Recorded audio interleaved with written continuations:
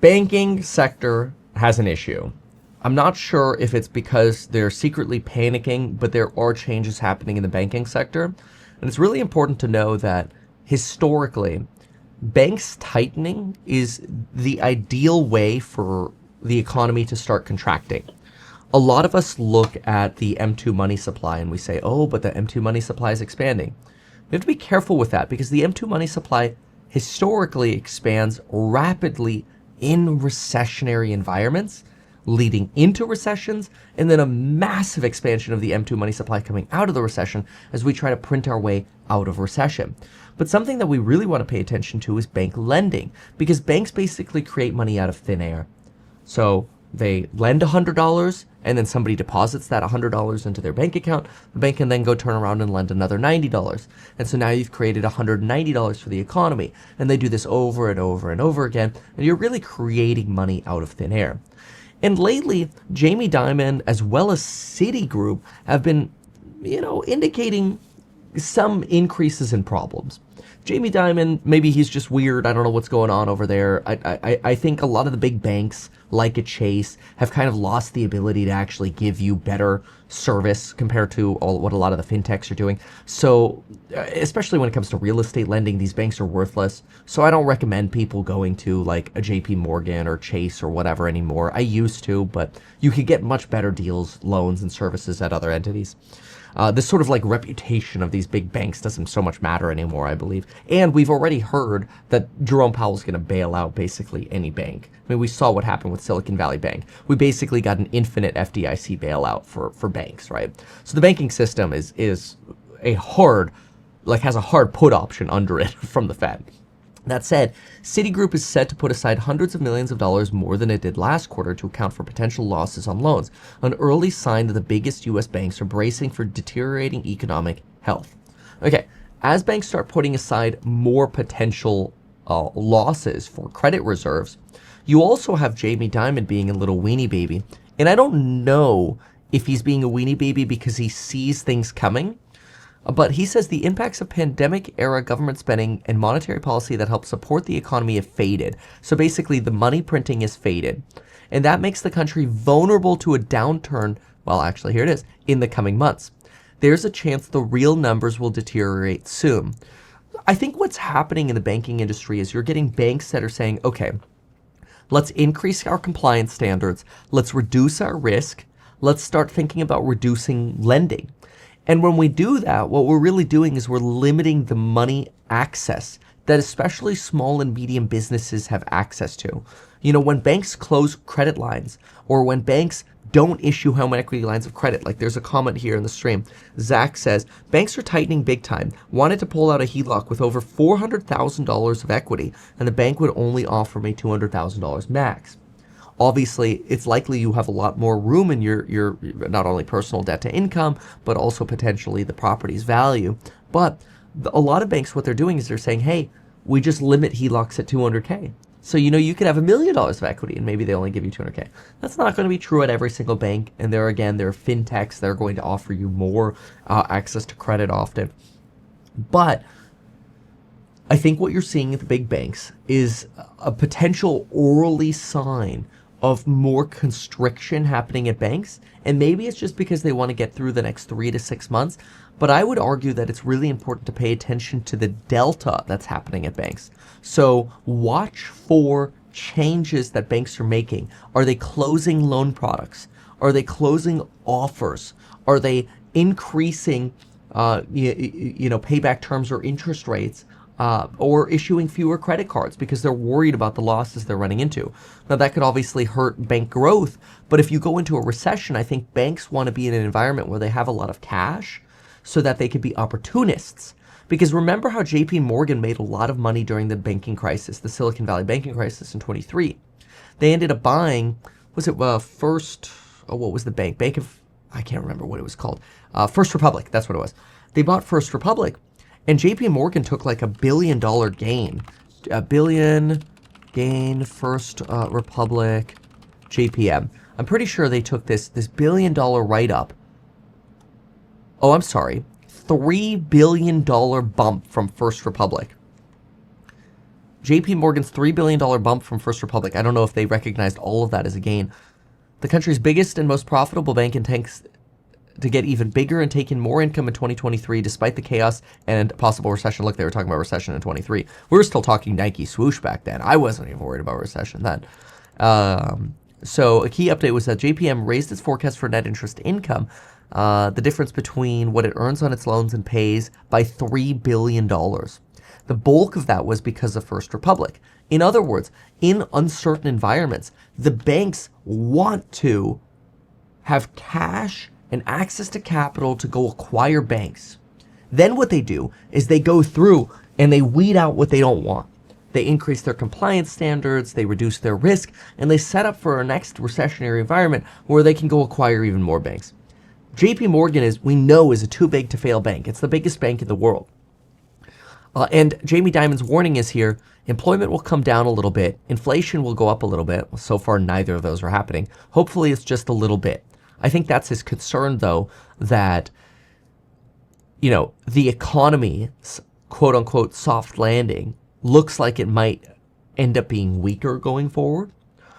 And let's see here. Another area Dimon warned about was private credit. Well, one of the reasons this could be a little bit of bias. One of the reasons you're seeing bankers panic about private credit is really because it takes a lot of their book away. So he talks about the risks of private credit. I feel like there's some bias here where to some extent he says, do I think now's a good time to buy credit? No, I wouldn't be buying credit at these prices and spreads. Basically, there are two ways to look at this. One is jaded and biased.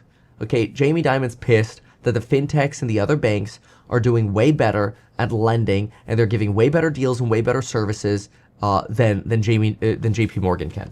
When I got a loan on my plane, I tried going through JP Morgan because I'm like, hey, I've built this relationship for 15 years with you guys. You guys could get me a good loan, right? You'll take care of me.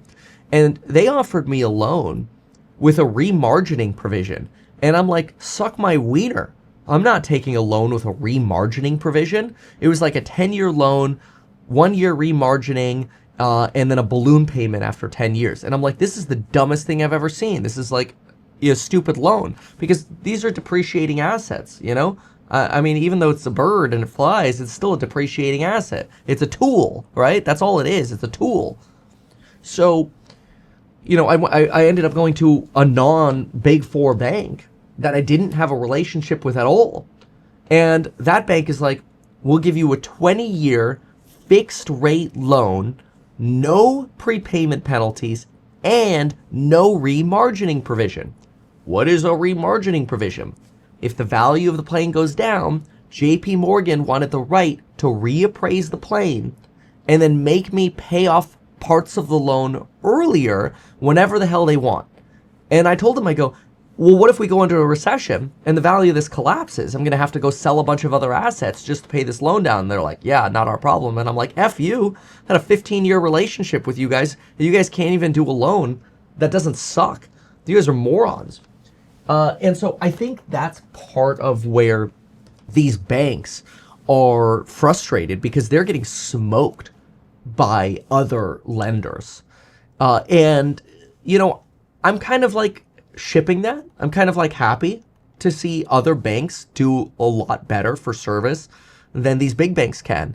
In fact, if you look at, I think this is kind of crazy, but you can now get, and I haven't tried this yet, okay? So I don't want this to sound like it's like an endorsement of this or whatever, but how many of y'all bank or like do your, accounting through QuickBooks, okay, Intuit? Great stock, by the way, like huge cash flow. The stock's been performing amazingly. Talked about it in the course lives for years. One of the things to pay attention to is what QuickBooks is doing with this. Well, I'm going to pull this up for you. And I think this is a game changer. And I can't endorse this yet because I don't know if it's trash or if it's good, but I'm looking at this for house hack because we go through PCAOB audits and we have like really good accountants who are good with like dealing with pre-IPO companies. They're very, very expensive. And when you have to go between QuickBooks and a bank and reconcile this for auditors, obviously we reconcile our stuff every month, but it's still like there's this back and forth with auditors. Every back and forth costs another $100, $100, because these auditors are very expensive. And you get these like $40,000 auditing bills. And it's like, good Lord, it's expensive to be a pre-IPO company. Anyway, look at this, folks. QuickBooks Banking. Basically, inside of your QuickBooks, they let you have a bank account. And now you basically, I don't know this, but I'm assuming you can automatically reconcile between QuickBooks and your bank account because your bank account is QuickBooks. So like if you're a small business owner, the idea of that, I don't know if it's actually good. Okay, I haven't tried it yet. I'm just saying, like, as a business owner, I'm salivating over it because I'm like, this is brilliant. This could save us tens of thousands of dollars in bullcrap going between a bank and our accounting software. So, like, again, I'm not trying to shill it here. I'm just trying to give examples of maybe these bankers are being so bearish on the economy because they're getting reamed by other companies that are just doing a better job than they are. Whether it comes to a plain loan, whether it comes to mortgages on your home. I sat down at JP Morgan. I'm like, hey, I've been, banking with y'all for 15 years or whatever. I sit down and I go, hey, can you give me a loan on my rental properties? They go, oh, you have more than 4 rental properties? We can't help you. And I'm like, bro, I could get 20 with the lender down the street. I could get 20 Fannie and Freddie loans between Lauren and I. You're telling me I can only have 4? Suck a fat one. This is dumb. So the big banks just don't have good products. So it's not just real estate loans, it's not just plain loans, but it's also innovation in the space over here. So maybe Jamie Dimon is just being a little weenie bitch because they're starting to fall behind. My take. Just saying.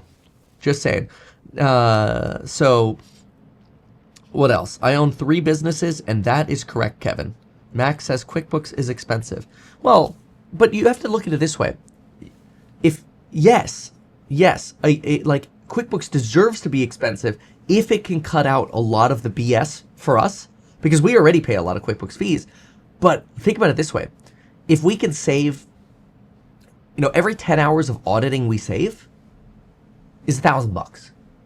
And if we have to do these pre-IPO audits for HouseHack, remember, invest in HouseHack, 5% yield until conversion, plus the upside in the stock.